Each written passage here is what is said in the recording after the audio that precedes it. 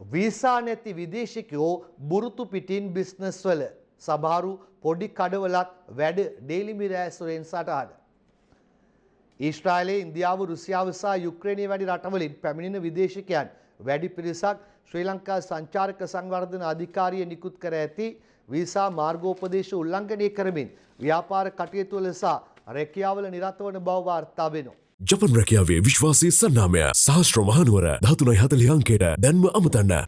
සංචාරක අමාත්‍යාංශයේ නිලධාරියෙකු daily mirror පුවත්පතට පවසා ඇත්තේ සංචාරක ආයෝජන හෝ ආගන්තුක සත්කාර කර්මාන්තයේ රැකියා සඳහා ශ්‍රී ලංකාවට පැමිණෙන විදේශිකයන්ට වීසා නිකුත් කිරීමේදී අනුගමනය කළ යුතු දැඩි නීති රීති මාලාවක් ශ්‍රී ලංකා සංචාරක සංවර්ධන අධිකාරිය විසින් පනවා ඇති. නමුත් එම නීති මගහැර වීසා මාර්ගෝපදේශ උල්ලංඝනය කිරීමට ඇතැම් විදේශිකයන් සමත්ව සිටින බවයි.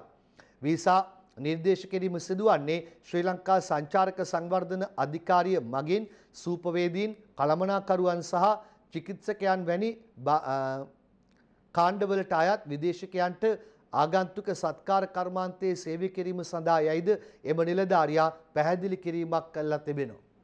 මාරයිනේ මෙහි අය කොහේ හරි රටක ගිහිල්ලා රස්සාවක් කරන්න රස්සා හොයද්දී යන්න මගක් හොයද්දී වීසා නැති විදේශිකයෝ බුරුතු පිටින් මෙහි බිස්නස් වල සමහරු පොඩි කඩවලත් වැඩ